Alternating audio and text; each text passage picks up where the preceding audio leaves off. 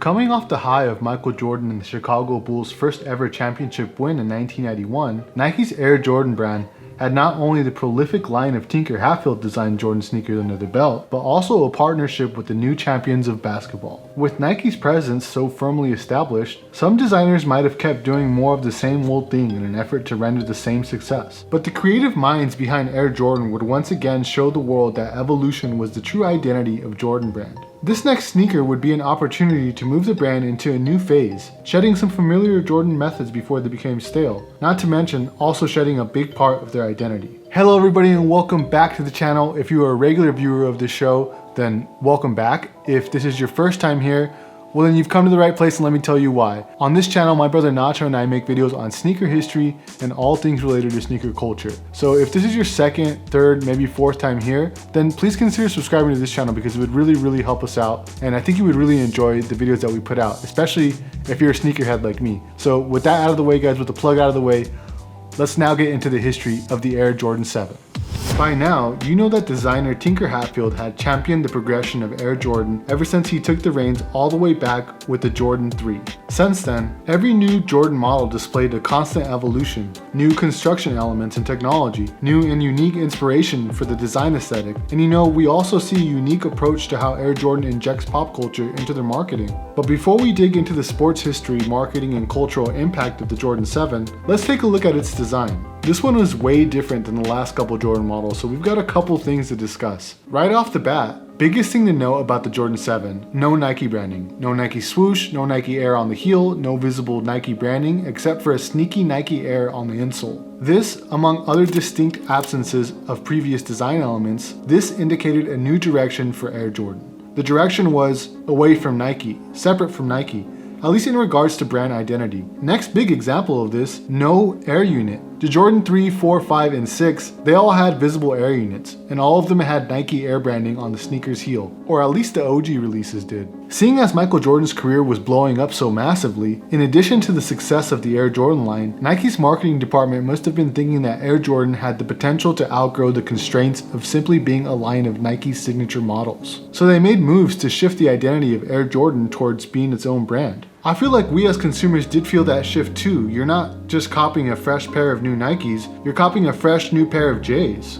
The next big talking point on the Jordan 7's design is that it included a neoprene booty, technology from another recent Nike release, the Nike Air Huarache. Now we've done a whole video on the Huarache, which you should definitely check out if you want to know more about. But basically, the deal with the neoprene booty is that it was designed to conform really nicely to different shapes of feet, much like the neoprene booty of a water ski. As for the overall aesthetic of the 7, it didn't seem to take much of that inspiration from the Huarache. And unlike previous Jordan models that had been inspired by sports cars and fighter jets, the 7's aesthetics were inspired by the colorful triangular motifs of traditional West African art. And the overall shape of the sneaker itself will tell you from a mile away that this sneaker is a Jordan. But at a closer look, the typical luxury or futuristic elements of the Jordan line sat this one out. The sharp triangular ridges of the 7's outsole had replaced the futuristic translucent ice outsole of its predecessors. A couple other details. The 7 had a simple pull loop on the heel, a drastic change from the 6's Porsche-inspired spoiler of a heel tab.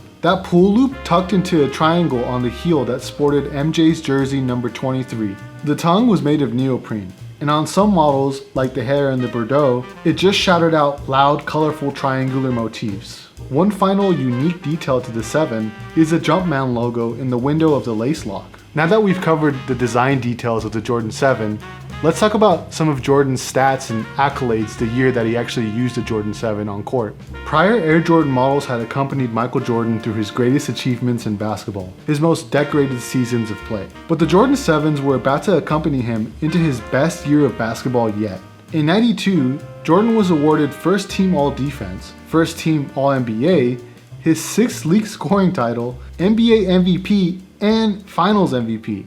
To top it all off, Jordan performed incredibly as part of the United States Dream Team at the 1992 Olympics in Barcelona, earning his 2nd Olympic gold medal. This Olympic achievement was commemorated by a special Olympic version of the Air Jordan 7, which sported Mike's Olympic jersey number 9 on the heel badge instead of a 23.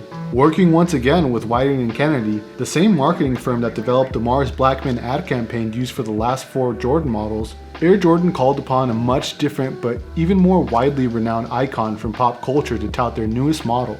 That icon was Bugs Bunny. What's up? Chuck. It's easy to see that these two commercials set the stage for the iconic movie Space Jam, which followed not long after these ads. This collab also inspired the hair and the Marvin the Martian colorways of the Jordan 7. Alright guys, now that we've covered the history of the Jordan 7, we're going to get into some of our favorite colorways and some of your favorite colorways too. So I'd love to hear what your favorite colorway is down there in the comments. And also, if you're enjoying this video, please give us a like. In '92, the Air Jordan 7 dropped in 5 original colorways and retailed for $125. Those 5 colorways were the Bordeaux, Hair, Olympic, Raptor, and Cardinals. Let's look at some later releases. There's the Jordan 7 Year of the Rabbit, somewhat similar to the Hair colorway. I love the Jordan 7 Ray Allens. The purples and the greens are just so 90s, it's perfect. In collaboration with Dutch streetwear brand Pata, there are 2 different colorways of the Air Jordan 7 Pata. One of my favorites is the Air Jordan 7 Paris Saint-Germain. There had been PSG collabs for the Jordan 1, 4, 5, and 6, but the 7 is my favorite of them. There's some really cool details on the shoe, but the translucent mesh windows just do it for me. Part of a pack that commemorated Jordan's 91-93 championship run, the Air Jordan 7 Reflections of a Champion was a similar colorway to those he wore on the court in '92, but wrapped in a reflective 3M material. There's the Jordan 7 Bin 23, based on one of Tinker Hatfield's original design sketches of the 7. There's the Air Jordan 7 Miro Olympic, released in 2008, which was inspired by a sculpture by Spanish artist Joan Miro, harkening back to the 1992 Olympic Games in Barcelona. The 7 saw another Dorenbecher collab. This is a unique one with lots of personal touches. It really deserves its own video. Get a load of the Jordan 7 sweater. It's based on a sweater shorts combo that MJ wore alongside Larry Bird in a '93 McDonald's Super Bowl commercial. Much like the Jordan 6 cigar and champagne pack that celebrated MJ's first ever NBA championship, the Jordan 7 got its own cigar and champagne pack to celebrate his second championship. These models had similar details to the CNC 6s, such as the championship ring on the laces. There's the Air Jordan 7 Barcelona Nights, which came out in March of 2015, and a lot of people thought that these were the Jordan 7 Marvin the Martian's colorway, possibly just renamed to avoid any copyright issues. However, later on in 2015, the official Marvin the Martian Jordan 7 was dropped, and everyone who thought they already had a pair of the Marvin the Martians was confused and probably disappointed, to be honest. But hey, if you want to learn more about the history of Jordans, I put together this playlist of all the Air Jordan videos that we've done. And look, we've done a lot of them. We've done the Jordan 1, the 4, the 3, the 5, the 6, now the 7. We've done the 11. And we're gonna try to cover all the important Jordans in the Air Jordan line. So here's a list of everything that we've done already. I hope you guys will enjoy that, and I will see you over in those videos. Peace.